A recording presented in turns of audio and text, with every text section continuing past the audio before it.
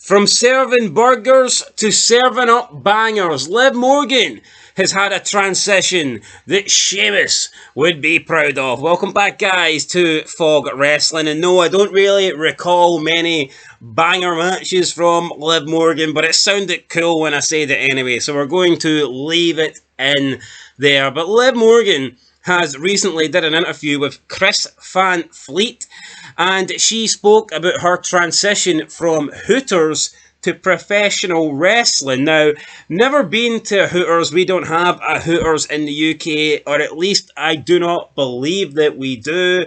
But I'm assuming from what I've seen and from what I know of it, it's basically like a restaurant. It's like a fast food restaurant where you get served your food by a hot chick. Now, I don't know if Hooters is a play on boobs, but anytime I've seen a Hooters waitress, they've always had a shitload of cleavage. They've always been packing in the upper area. So, not exactly sure how Hooters came about or who invented Hooters or whatnot, but Liv Morgan was talking about her transition from Hooters to WWE, and one thing I noticed was, and I've always noticed this, is like Liv Morgan used to be incredibly hot back in the day. She used to be really attractive, and I'm not saying that she isn't attractive now. Of course she is, right? She's probably one of the most attractive wrestlers in WWE, but you see this thing where the women in WWE, it's like the longer they're in the company, it's like they just tend to go with all this like crazy tribal like makeup to try and make themselves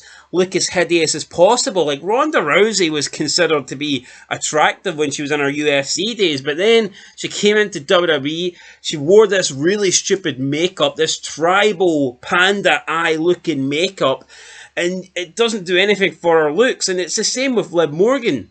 You look at Liv Morgan when she was first called up. You look at her when she was in the Riot Squad. You know, she looked pretty. She looked a lot more attractive then than she does now. You see her now, she comes out with like the teardrops and the stupid eyeshadow, looking like a crying panda. It's like, I mean, what are we doing here? I don't understand it. But anyway, enough about that. So yeah, Liv Morgan commented on her transition from the restaurant to WWE, and she also brought up Enzo Amore without actually mentioning the guy, so I will address that in a little bit. But she says, quote, "So with a little backstory, everyone at Hooters knew I loved wrestling. I'd be doing my bar shifts, I'd put WWE on the TV, I'd be serving with WWE on the TV, like everyone kind of knew that was my thing. And apparently before my time, there was also a wrestler who will not be named that used to manage this specific Hooters. So anytime they came around in my town, they would go to Hooters. Me being the big WWE fan that I was, I saw this wrestler coming to Hooters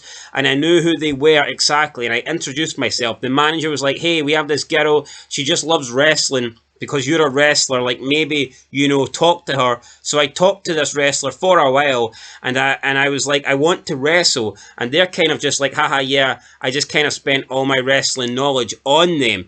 End of quote. Now, that wrestler that she's talking about who used to manage Hooters is actually Enzo Amore, I believe.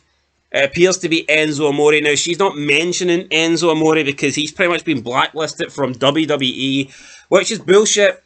Enzo Amore didn't do anything wrong. All those allegations were proven to be false. But again, it was part of the Me Too movement shit. And it just goes to show that whole innocent until, well, it's supposed to be innocent until guilty. But nowadays, it's pretty much guilty until proven innocent. That whole thing's fucking bullshit because that ruined Enzo Amore's career. Enzo Amore was by no means main event in WWE, but he was having a solid run during that period with the Cruiserweight Championship. He was cutting some of the best promos on TV, and then because of those allegations, he pretty much just got his career flushed down the toilet, and WWE just hasn't wanted to touch him since because he's always going to be known for that, despite the fact that the allegations were proven to be false.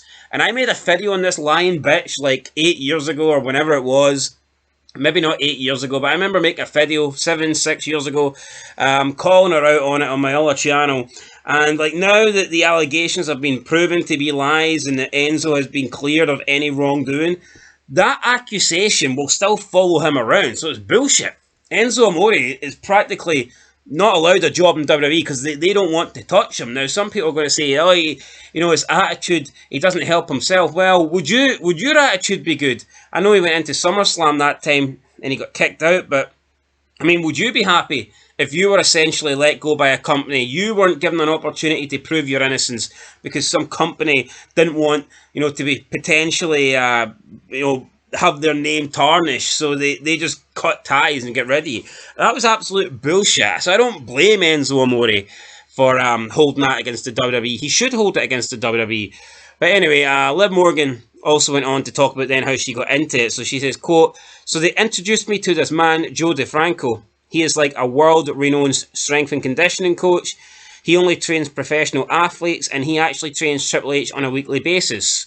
So I went to his gym and he threw me right in with his NFL guys. I'd never worked out a day in my life before that. I didn't even know what workout gear was. I think I wore sweatpants and a sports bra, and he's like, go. And I was like, okay. So in my mind, this was my WWE tryout. So I'm giving it my all, and I worked out with him for a couple of days, and I guess he was just impressed by my resilience.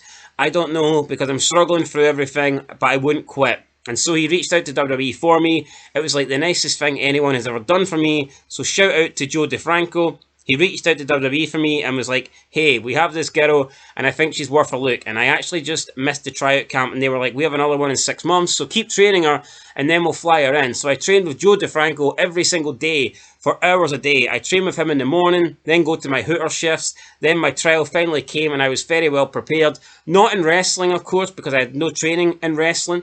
But as far as strength and conditioning, I absolutely killed those cardio drills and I got signed. And it was just like the craziest blessing in my whole entire life.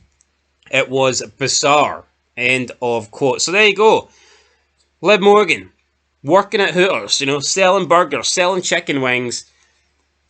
Happens to be dating Enzo Amore around that time, I believe. Wrestler walks in and she gets an opportunity to train and get a tryout. So, I mean, there you go. Pretty privilege, I guess, is a thing. If Liv Morgan was unattractive, would she have got this tryout? Absolutely not. But if anyone cared about Liv Morgan's transition from working in Hooters to WWE, had to shed some light on it. Yes, it's been a quiet news days, guys, so yeah, we'll have to talk about Liv fucking Morgan. But everyone shits on Liv Morgan. Everyone says like she's mid-Morgan or whatever. I don't mind Liv Morgan. I think she's okay. I mean, is she that much worse than the rest of the women on the roster? I mean, probably not.